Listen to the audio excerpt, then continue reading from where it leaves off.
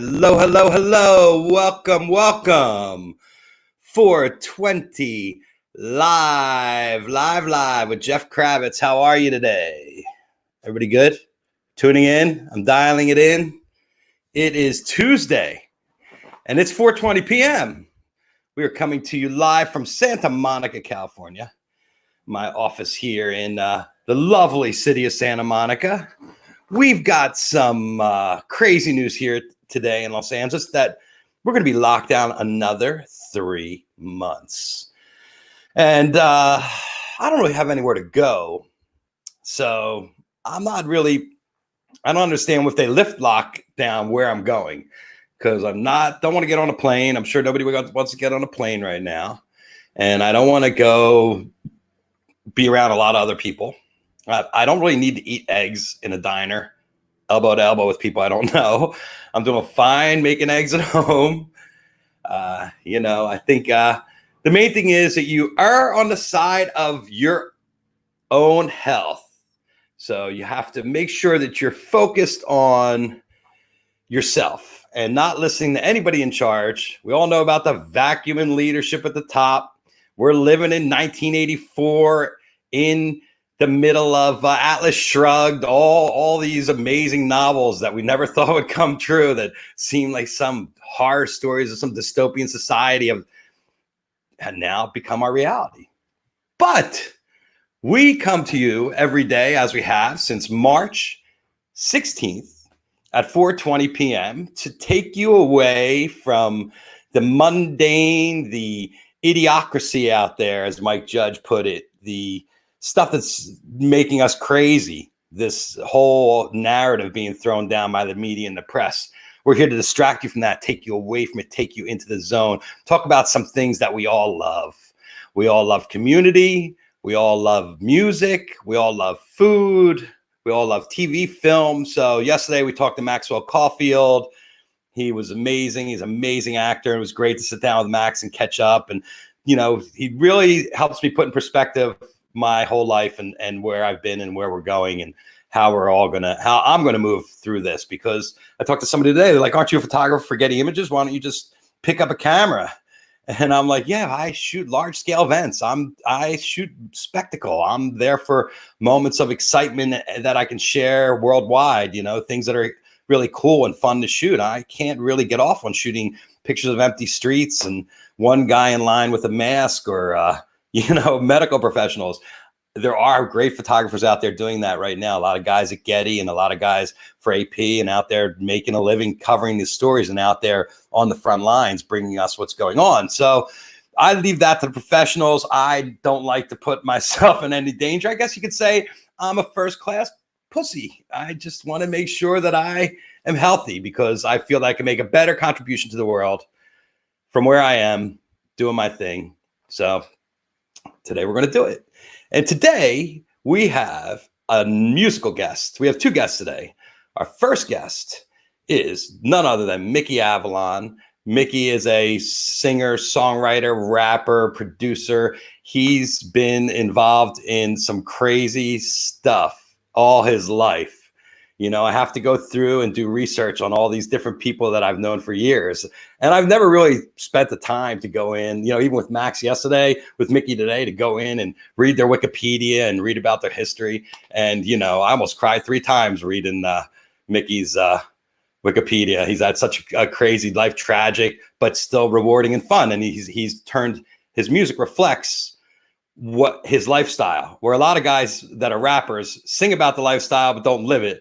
One thing I know personally about Mickey Avalon is that he lives the lifestyle. So let's bring him in. Hello, Mickey. Yo, hey, how you doing? Good. How are you? Good. Can you hear me? Yeah, I hear you just fine. You sound great. You hear me all right?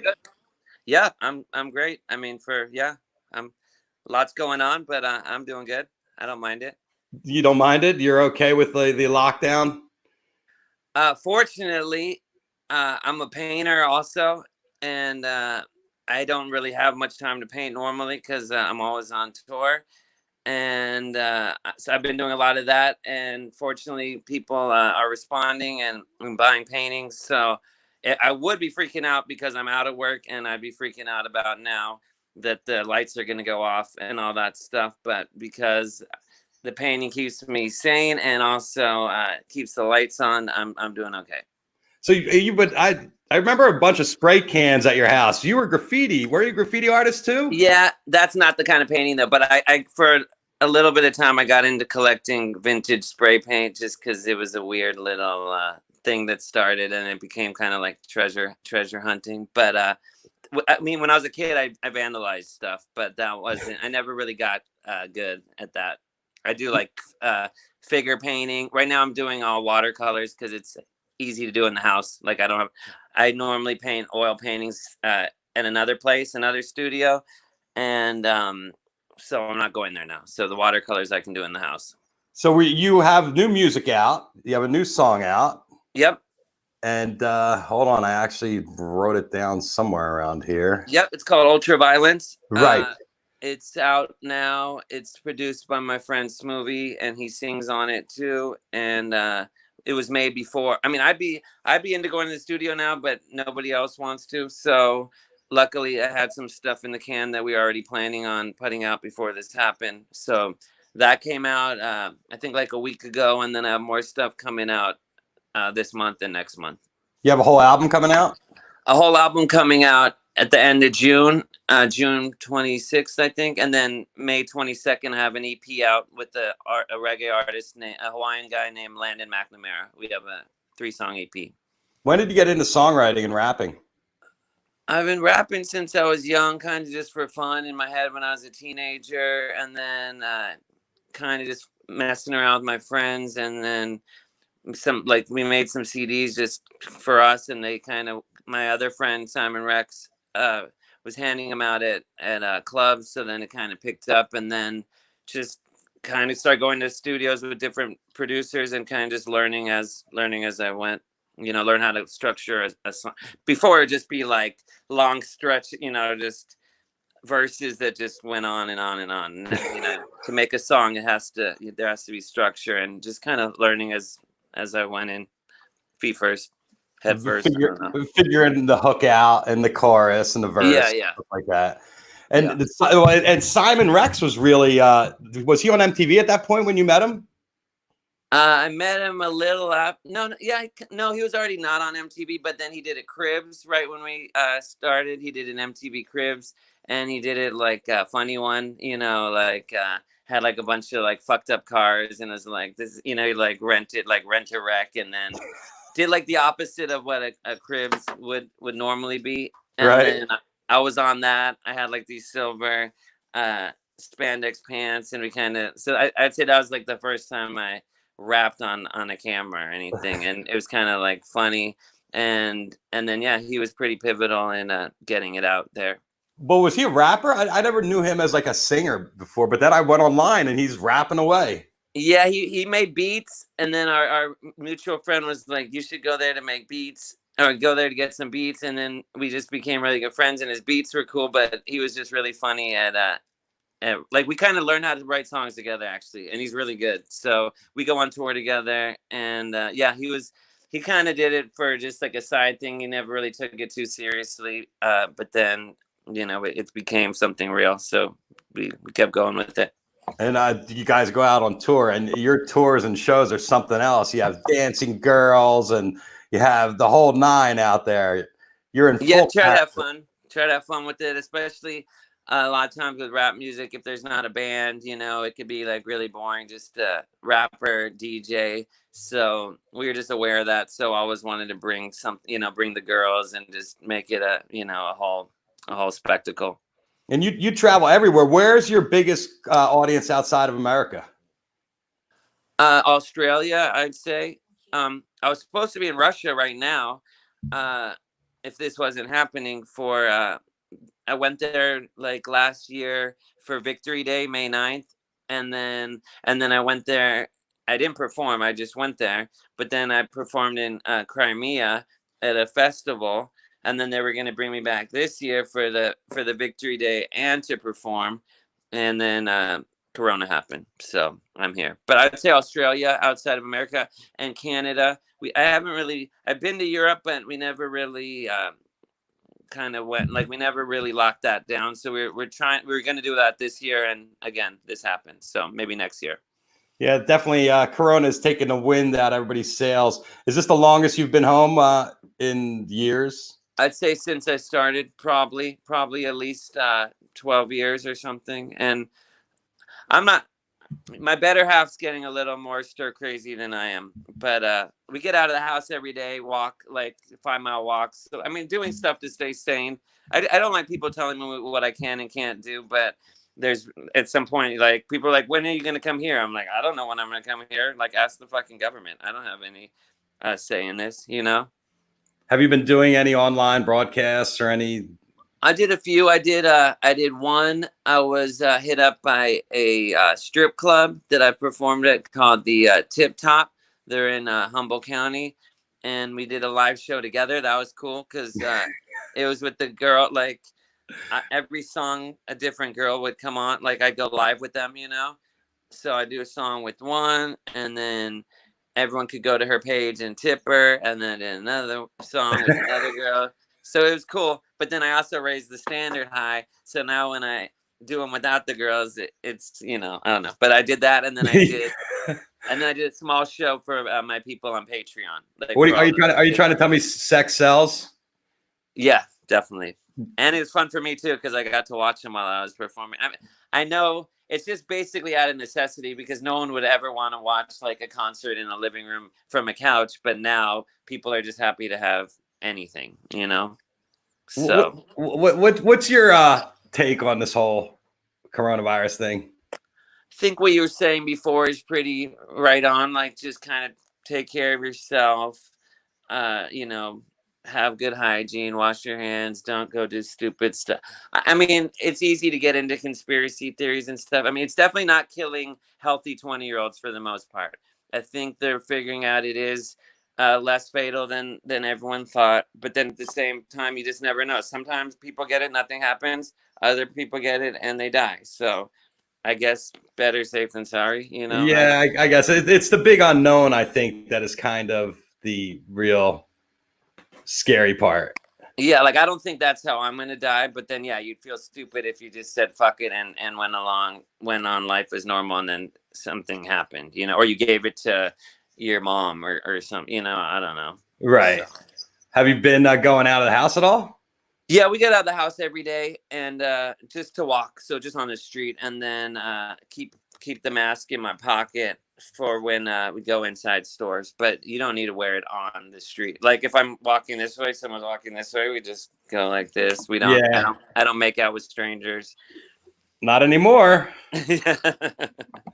Exactly. I mean, your whole act is like when I'll pull up some of these pictures here. Hold on, let me. Yeah, it's been a while since I made out with the whole front row before Corona, but I did used to do that, and then I got like sick, not like sick, just like a cold, and then I thought, you know what, that's probably not a good idea. Yes, no, it's definitely not a good idea, and it doesn't really play well. But hold on, let me pull up one of these frames here of you at this is the Viper room. So granted, it's a very tight space, but hold on, let's see. Here it is. You people are just right on top of you. Yeah, Viper room's always fun too.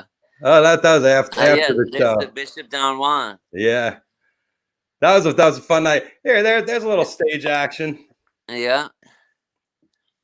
It's always fun seeing you at a show too. Yeah, and watching you work is great, and especially in a place like this.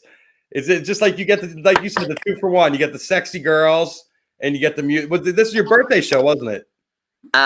Yeah, I guess it was. Yeah, at the Viper Room, but everybody's so close and so intimate. It's just I like the smaller, tighter shows. I mean, I played bigger ones, and it just always feels kind of weird when there's like 10 feet between me and them, it's harder to kind of get into it. I mean, I guess it's different for different acts, but I've always, like, if I've opened up for a big, I've opened a few times. Like I opened up for the Red Hot Chili Peppers and bigger bands, not bigger than the Red Hot Chili Peppers. They were the biggest, but though besides the fact that I was the opener and it's already, but just being, even when there was people there for me, just being that far, it was like get harder to get into it, you know? Yeah, well, it's interesting. I also read that you're also one of another famous artists like Prince and like the Meters that got I believe it was the Meters that got booed on stage for from their opening act.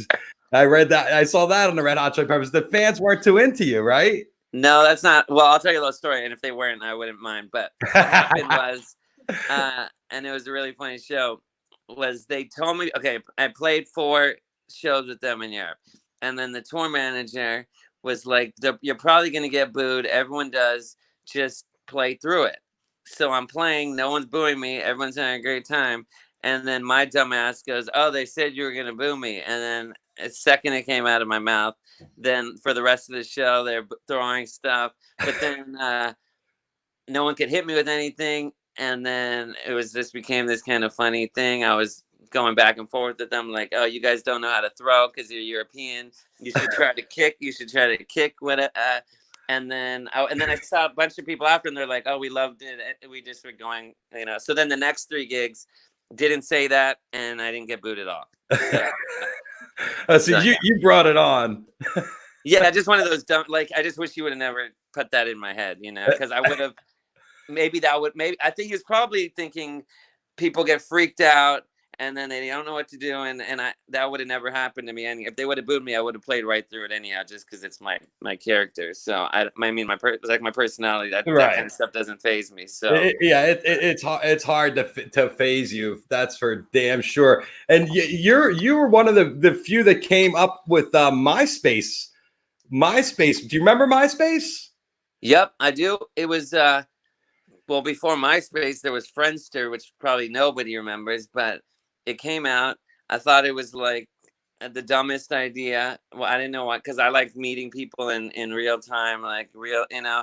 Then it came out, then everyone took to it to like crack.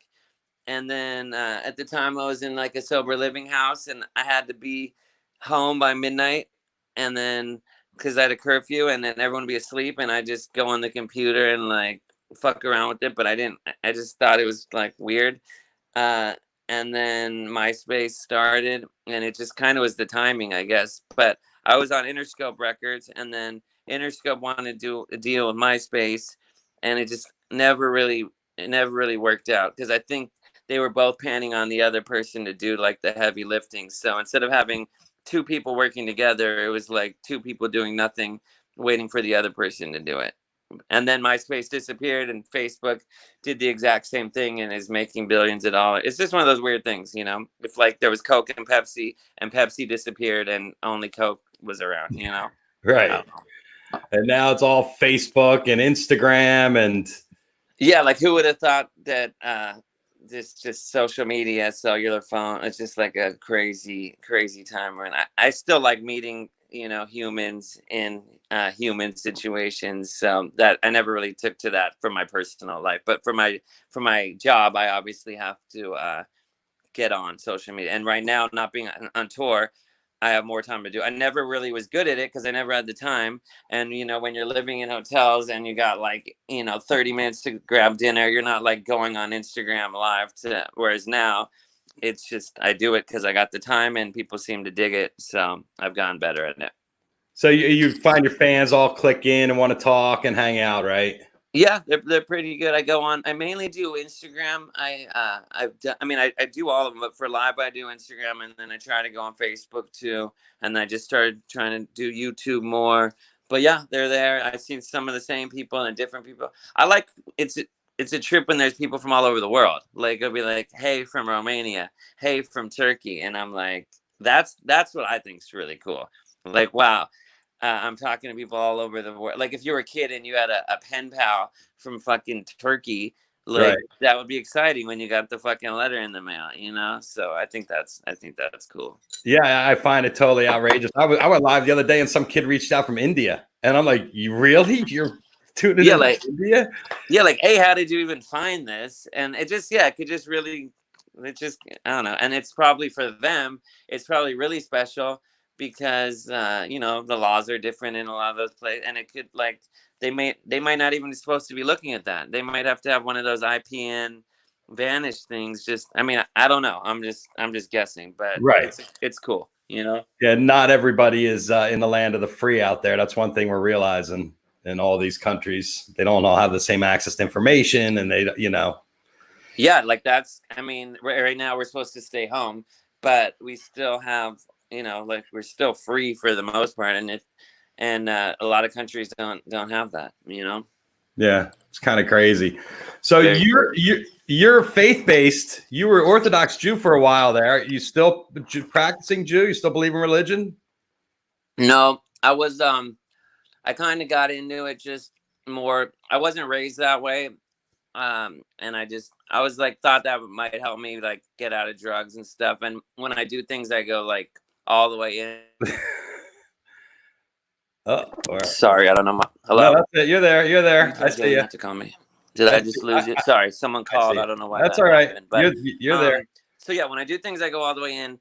I was getting married, and she was converting, and I had to go to the classes with her. So then I just went full on, like I wanted to be like Harry Houdini, like walk on water and shit. So, but no, I'm not into religion. It wasn't what it's just not me. I like right now. I like Swami Vivekananda. Like I like Vedanta. Like Hindu, well, you find yourself spiritual, spiritual, not religious, right? Oh, I don't hear you.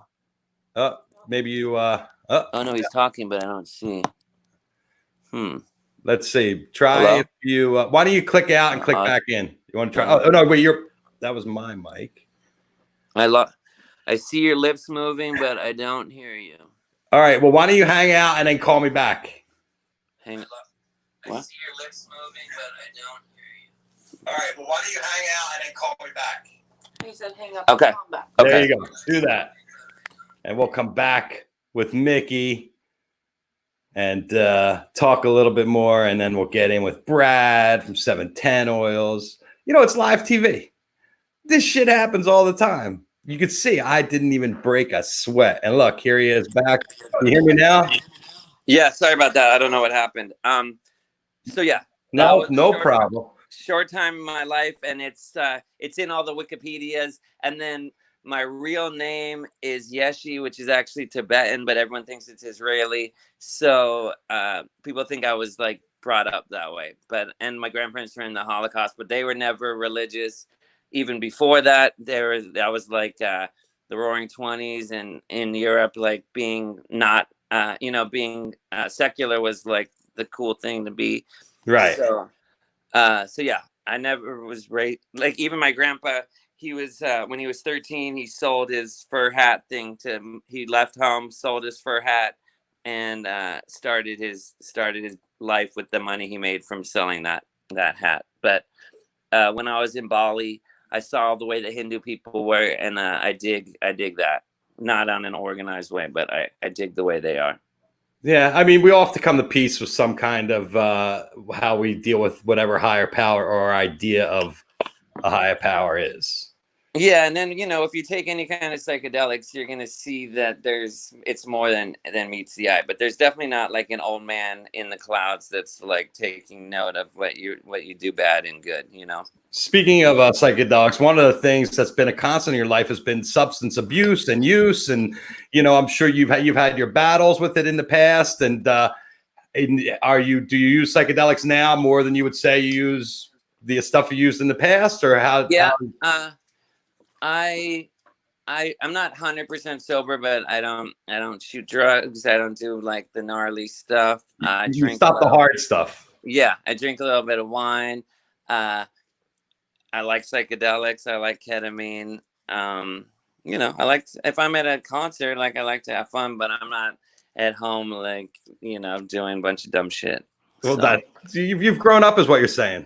Yeah, exactly. And I mean, but then everyone else has to, if anyone else is struggling with that, they got to find their own way how to deal with that. You know what I mean? Well, A I lot of, think a lot of people are, and a lot of people are probably dipping back into it now that they're alone and we're in such times of despair that that's been a real problem. Is people firing it back up again?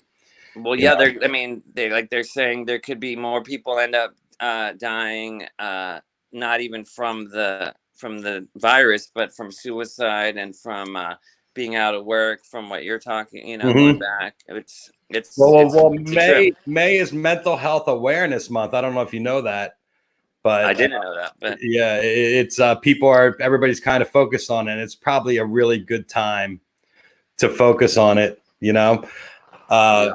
We need to help each other, and I guess that's kind of what we're doing now. What I'm doing, what you do when you reach out to your fans is throwing people a lifeline to reach out. Yeah, Um, people appreciate it more than you would know. So yeah, it's definitely, if you're locked up, if you're, especially if you don't have someone to share your quarantine with, like it could be really rough. Yeah, you definitely. People that are alone and single now. It's a very tough time, and there's a lot of mental health organizations out there for everybody to work on. And Yeah. I was adding up your Spotify clicks. You're close to 40 million listens on your music. I mean, that's kind of astounding, don't you think? Yeah, I mean, I guess I'm proud. It doesn't really get to my head or anything, and there's not the bank account to go with it, but Right. 37 million clicks, and you I've probably made accomplished. $37.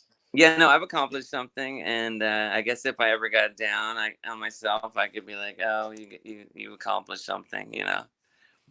What was the hangover? The big change in your life? No, there was a few different. At that time, I was getting a lot of licensing. There was like the Hangover, We're the Millers, bunch of different ones. But in at least in my mind, I just been like a touring musician. Like this is the first time where I've kind of found other things to like. I've made all my money basically from touring. I would say I got a good record deal and all that stuff, but I was always just like pounding the pavement, not really. I don't want to say I made bad decisions because I didn't, but just like kind of that was my main income. It was the end, just the timing of the world. It was like the end of people making a bunch of money selling records and stuff like that. So uh, I've just always made my money on like my own blood, sweat, and tears, pretty much. This is the first time where doing other stuff that's not like show to show. Right. We got to find another way to make some cash. Yeah, but like I said, the painting's what I really love to do. And I mean, I love music also, but Right. I've been a painter since I was a teenager, and that was my real dream. I never thought about being a musician. It was just kind of a fluke. And then once the opportunity came, I didn't want to fuck it up based on something I did. If it ended on its own, but I didn't want to be like I like miss a show or something. Like I never done that. No matter what people think, how crazy they think I am or whatever. Like my work ethic with this has been really good. So yeah, the painting thing is panning out right now. It's a weird way to come to it, but and then Here's one of your pieces here, Salvador Dali. yep, it was his birthday yesterday, so I re-put that up. uh yeah, there's some of my, I wanted to show you the Prince one because I know we're both big huge Prince fans, and we were at that show together. Oh yes, hold on. That was a great. Is that on here? No. Yeah, it's on there. I think if you go down probably, I don't know, 10, 5 or 6 or whatever, maybe a little more. Oh, there There it you is. go. Oh yeah, that's great. So, and I got some here too. It's great because it has such movement for a still image. I mean, it's like he's vibrating in front of me. Thank you. I mean, coming from you, that's I love appreciate it. it. I Yeah. love So, well, yeah, like it's better to paint from live because then you're taking a 3-dimensional thing and making it 2-dimensional. Like you said, to go from 2 dimension to 2 dimension, it's more of a challenge to have that happen because it's already been squashed. That one was funny. I just threw the Salvador Dali one on top of the Prince one, and it just ended up looking like Little Richard. And then Little Richard passed away, and he's one of my favorites. So I'm gonna do a painting of him coming up. And there's someone named Escarita. I don't know if you ever heard of him. Most people haven't, but he was actually like the original Little Richard, who Little Richard took his whole thing from. So if anyone has the chance, look up Escarita. He's amazing, or he was amazing. And yeah, I got some paintings here too. If you want to, I've been painting a lot of people. Hold on, let me. Yeah. There we go. Go ahead, let's see what you got. I've been painting like people's pets. This is a pug. Oh, He wanted me to put the heart there too, and he's got like a Raiders thing on. This was a tiger. yeah, it's like, cool. After the Tiger King, and then everybody's on the Tiger King. And then this is another person's dog, a terrier, I believe. I did these for Mother's Day. These roses. Oh, beautiful. And then I made prints of these. This is actually the print. So I did like signed a number to those, and then one more tiger. Oh, that's great. And then it all started with these skulls I was doing. I call them like Corona skulls, but this is also I had made into a print. So I'm gonna have. I did like a raffle a few weeks or a month ago. Yeah, I think I have some stuff. Here's Mickey's. Yep. That's your Instagram there. That's the main lifeline to me. I do the Facebook and Twitter too, but Instagram seems to be the one I can grasp the most and is the most straightforward. But I do the other ones too. But direct message on there is the best for people who are on it. And then if people aren't on that, you could also email me at minnyavalon@gmail.com. MINNIE. Yeah, and your website too, MickeyAvalon.com. Yeah. Yeah. And on Spotify, Yeah. the link, you can find them on Spotify. It's Mickey Avalon. I was on there today listening to the music to get ready.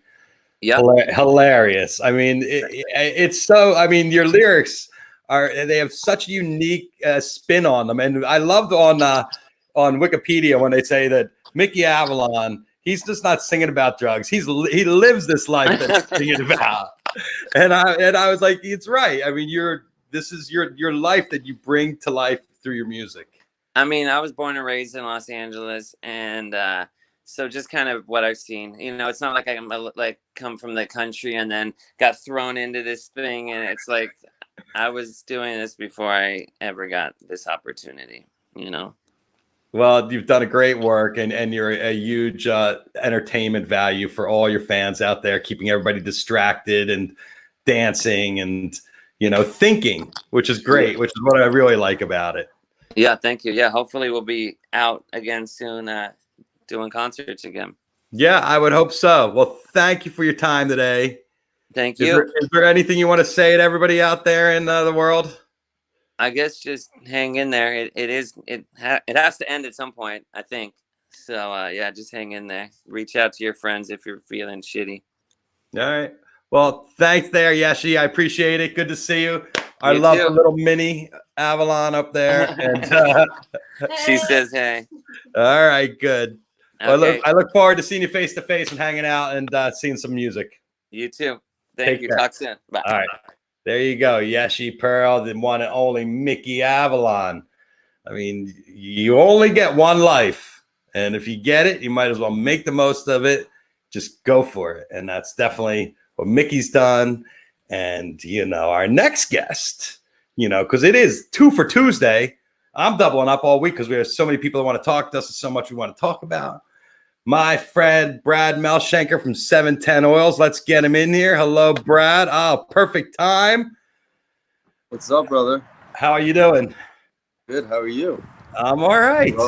Love the shirt. 710 Labs, by the way. 710 Labs. 710 Labs. Yes. Sorry, but I've been good. living with the oil, and it's so good. I'm a 710 Oil.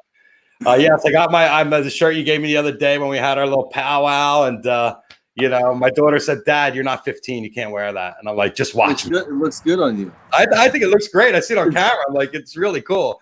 It says 42020 over here, over there, 42020.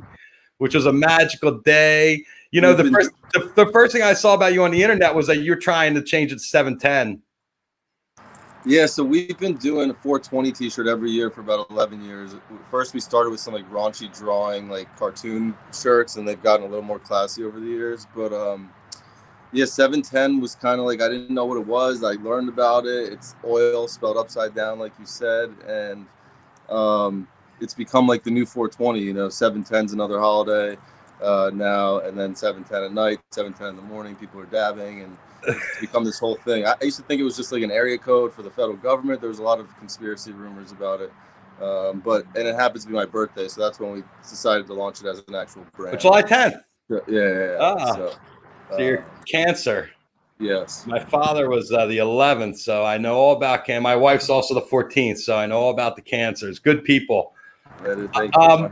So explain to everybody that might not know exactly what dabbing is. By the way, love Mickey Avalon. Shout out. He was great, huh? Loved him for years. Yeah. Since you found a good one today. Yeah. Sorry, the question again. What is dabbing? I mean, most of us know, but so explain it. So it's the cleanest way to consume the cannabis plant in its purest form, without any paper that you're adding to a joint, or without a bong. With a bong, you're taking a lighter at really hot temperatures and burning the weed too hot. So with the with dabbing, you're heating up a piece of quartz here. This is quartz. Heating that up to the right temperature. Here's a thermostat. So you're heating up to the perfect temperature for the flavor of the cannabis to be smoked. So it's the cleanest way to consume cannabis in its purest form, live on the plant. So we make live products. Like, we don't dry the product. Like when you smoke a flower, you're smoking dried flower. Right. The act of drying the flower, you're losing a lot of terpenes, you're losing a lot of flavor. So we do everything live. But to be honest, when I first started dabbing, when I opened my first dab bar in Boulder, Colorado in 2009, we didn't know what we were doing, and it got a really bad rap because we were heating it up so hot, and we weren't letting it cool down to the right temperature. We were dabbing it. People were coughing, sweating, becoming profusely high, vomiting. It got a really bad rap. It took us many years to figure out how to properly dose dabbing and on the right temperature for the right flavor. And now I look at it like sipping wine. It's like you can dose it perfectly and not get too high, but you'll taste a bunch of different flavors. And so, yeah. So I remember, like, when I grew up, like, reading High Times, you would see all this crazy wax that we would never, ever see. It was almost like Playboy, and that all these beautiful women you're never going to get. Here was all this beautiful hash and all this stuff you never heard of. And you'd see the black balls come from Nepal, and you'd see the Oaxacan, and you'd see all these different things. And the thing that I always was crazy about was the earwax. And I was like, oh, earwax. But the only time I ever saw it was when I went over to Holland in like early 1999, 2000. They were selling it in some of the stores. And I bought some, and it was delicious, the melt and everything on it. But when I went to my first hash bar, we had a dab bar here in LA, and we would go. They'd have entertainment on Friday night, jazz, and you'd sit there. And which one? It was LA Confidential. Oh yeah, on Melrose. Yeah, on Melrose. Yeah. And we'd go there. They'd have jazz, and people would do dab, and they would be passed out in one hit, and you'd be like, "Whoa!" And to me, it reminded me of like a psychedelic experience, because sometimes I do a hit, I felt like I was doing shrooms. You know, I'd leave there tripping. Yeah. But you're saying that now, dialing it in with the temperature, it makes it a more steady experience. Yeah, and products like Puffco really dialed it in, so you can set it on the blue setting and get a little bit stoned. The green setting's a little warmer, and then if you want to go all the way to red and white, you get blasted like you're talking about. Right. The first dab bar I went to was a Kind Meds in Encino in 2008, 2009, and that's where I got the idea to bring it to Colorado. And the first dab I took. Oh, wait, I just lost your volume. What happened? I just lost this a second. Oh, there you go. You're back. I think a windstorm came up. Yeah. Anyways, long story short, that was the only time I was too high to drive. Was my first dab back then. Oh, yeah, I've been there. You get in the car, you're like, I'm not going anywhere. Yeah. I'm not going anywhere. So now there's all these different, like, even looking on your catalog, there's sauce, and there's ice, and there's diamonds, and there's so many different things. How is the process differentiated, that when you get all these different results, and what are the results to you psychoactively in the difference of the substances? Yeah, so I don't want to get too technical on you unless you want me to. No. But Keep it dumbed down because I'm not that yeah. smart to begin with.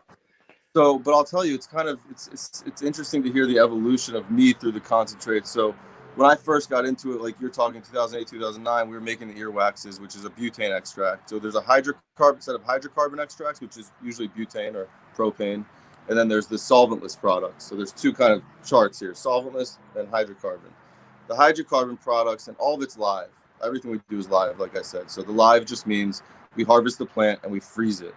So we don't let it dry. So that just means that's what the live is. So on the hydrocarbon side, which is the butane, there's live resin, and with the live resin, we use an amazing machine to get all the butane out. So there's no worry of any solvent left in the product anymore. Like back in 2009, 2010, there was definitely concern with that because we didn't know what we were doing. So there's products on that side of things, which is the sauce, the sugar. So we're basically extracting the whole plant. We're taking the whole plant. Whereas on the solventless side, we're just taking the trichomes of the plant. So if you look at a cannabis plant up close, there's trichomes, there's heads and stalks. They look like little mushrooms, right?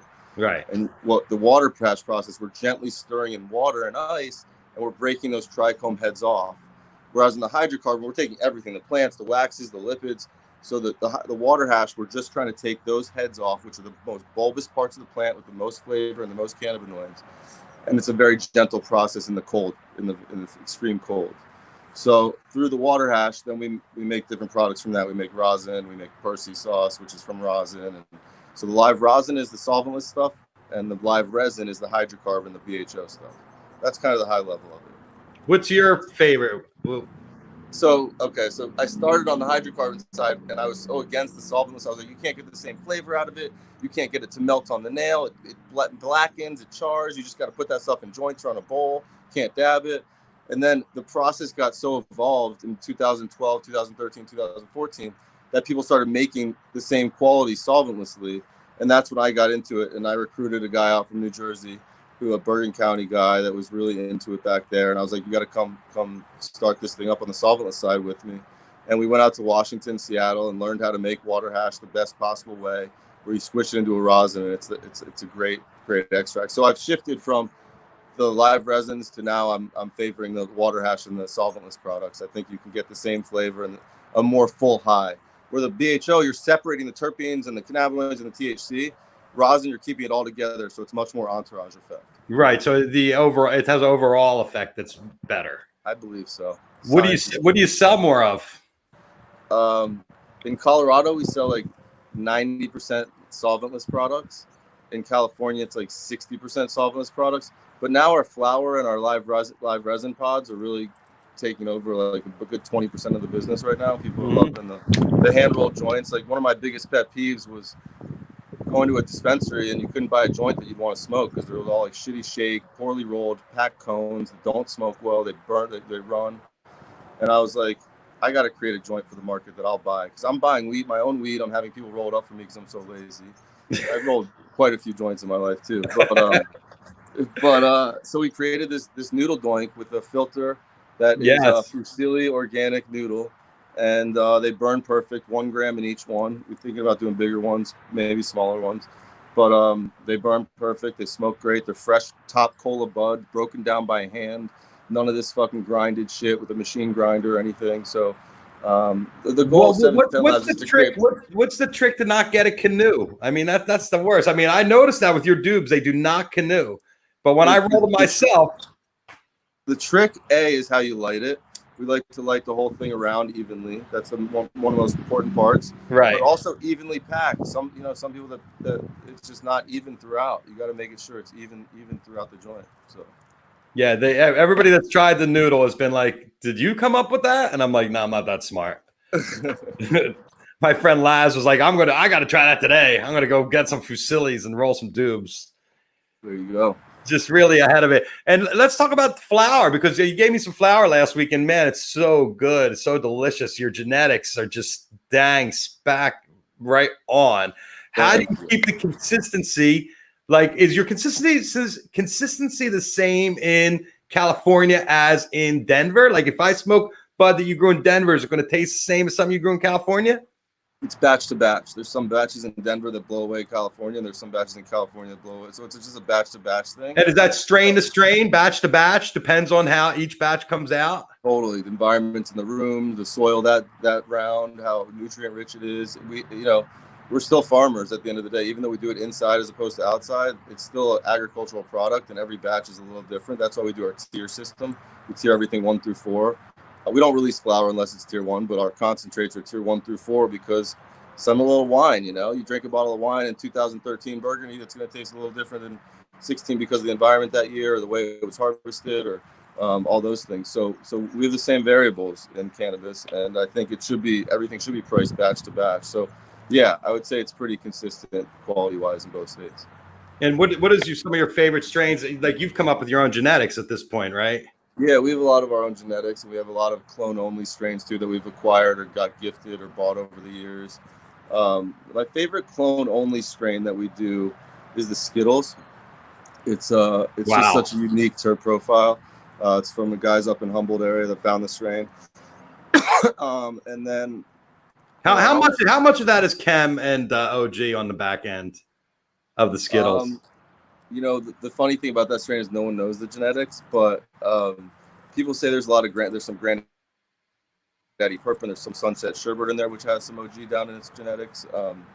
But yeah, I don't taste much chem in it, but I know you said that the other day. Yeah, well, the smell, to me, it reminded me of some old school chem. I was just like, wow. And that's the first time I've had that with Skittles. That Skittles I tried was so good. Some of the stuff I share with the kids, that I was like, okay, this is for dad. The 7 and 8 year olds, they get into the stash first. Yeah. You say your kids. You said your kids are mixing their bong hits with a little tobacco.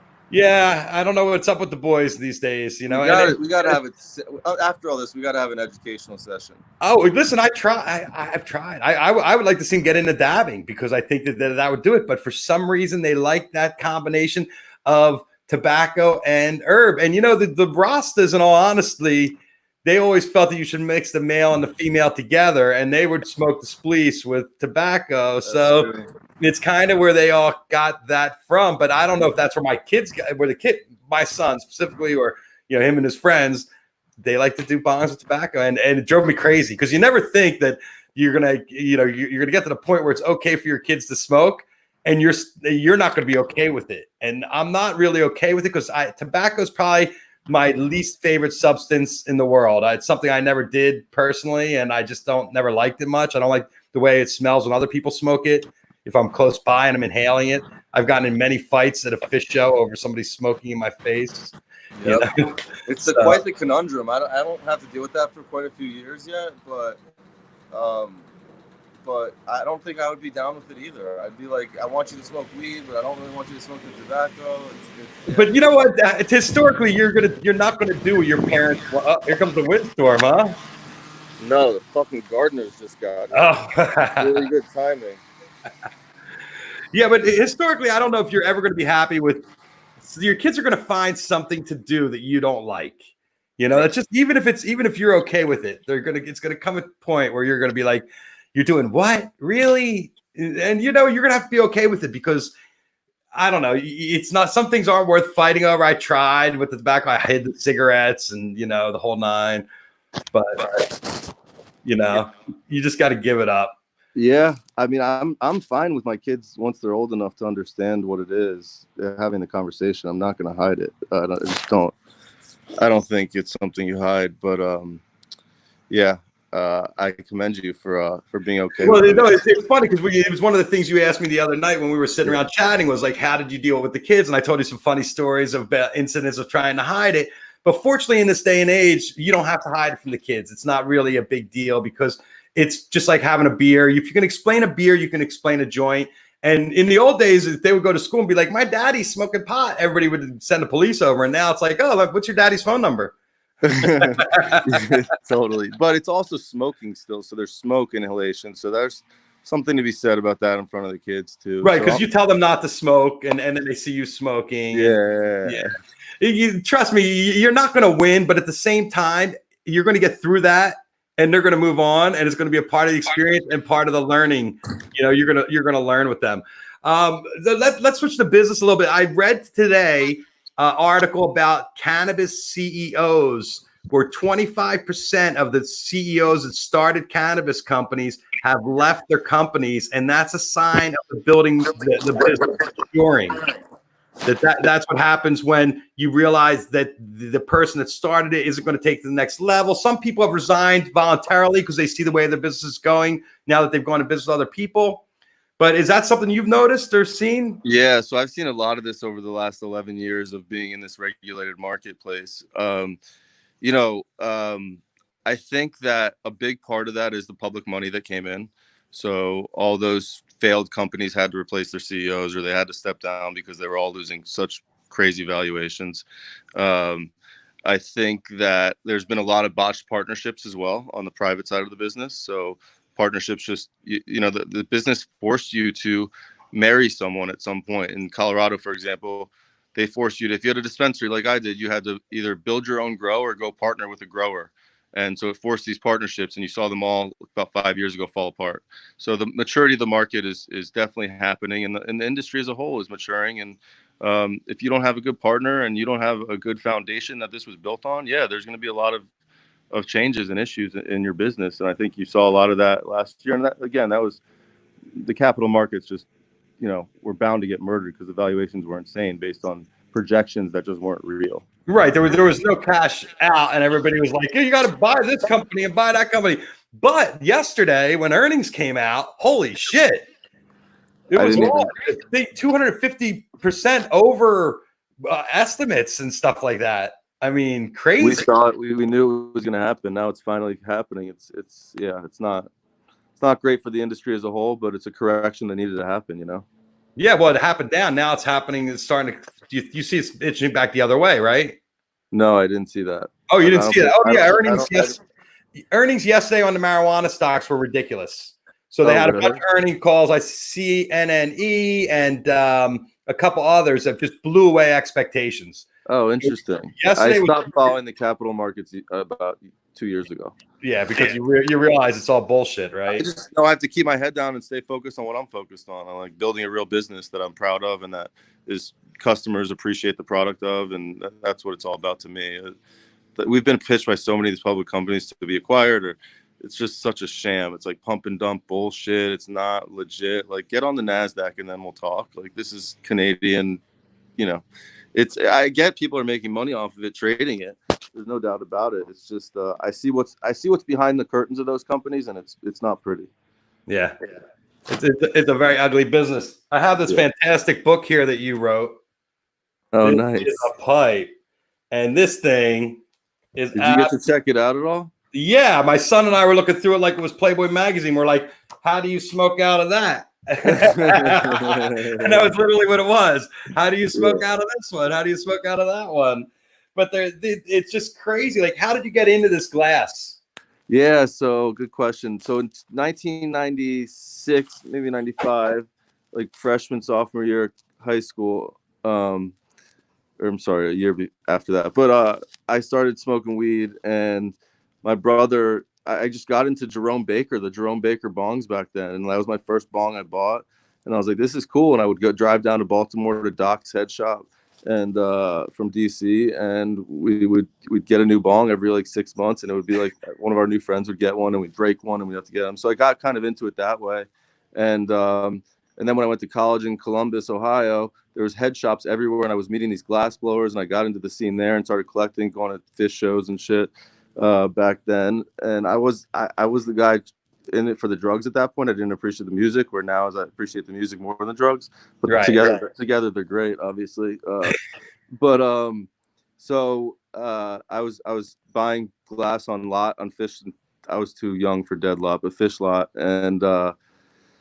And then I took a hiatus when Operation Pipe Dream happened. The whole industry shut down, and like that's when I stopped collecting. So I like kind of forgot about it. And then I opened my dispensary in Boulder in 2009, and these glass blowers started showing up with crazy pieces again. And I was like, damn, this is it. And I started buying pieces and building relationships, trading hash for pieces.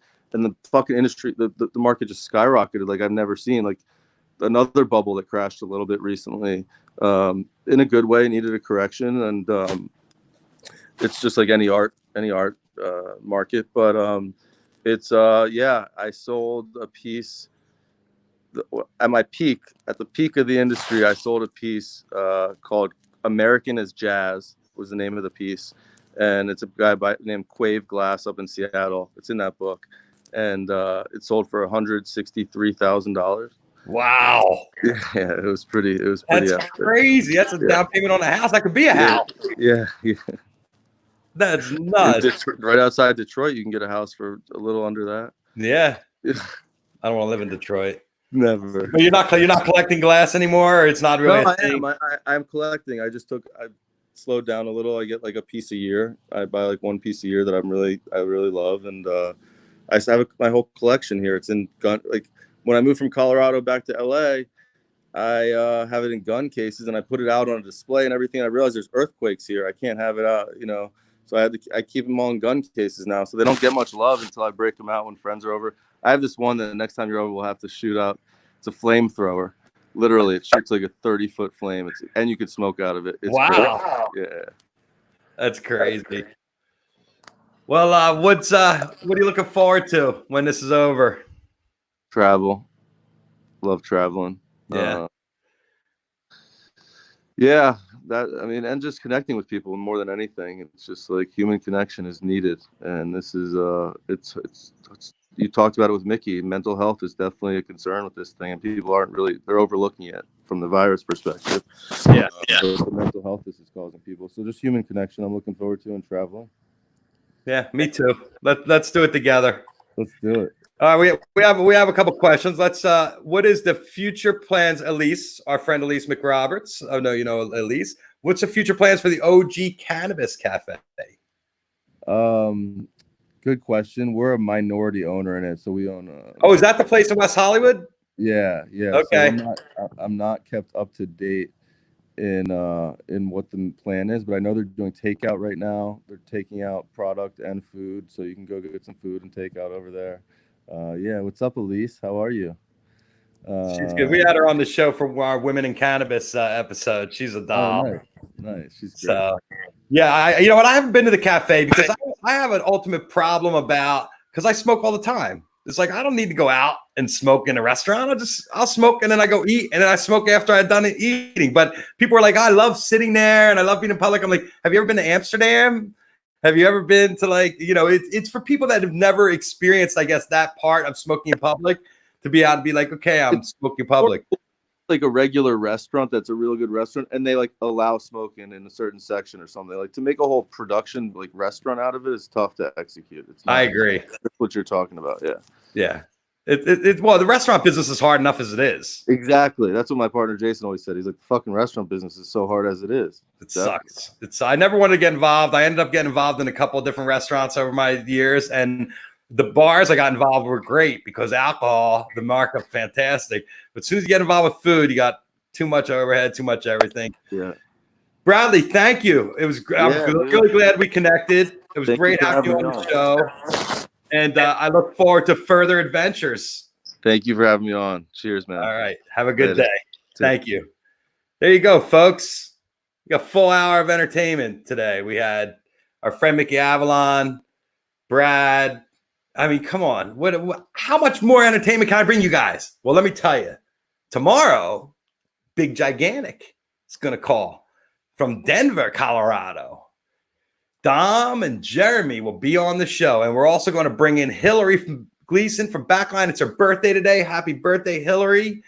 We're going to bring Hillary on and talk about the mental health because this is something we all got to help each other out with. We all want to stay sane. And I'm going to try to help you stay sane. You're going to watch me go crazy and be like, that guy lost his marbles. So I'll take it all. I'll take all the crazy. I can handle it. I got a very strong constituency. Thanks to my guest today. Thanks to you guys for completing me, for making this work. I appreciate all the love, all the attention. I guess I'm an attention whore. I love it. So Here's the hug. Peace, love, happiness for all of you. Thank you for tuning in. We'll see you tomorrow. Same bat time, same bat channel, 420 Live. Jeff Kravitz signing off. Have a great day.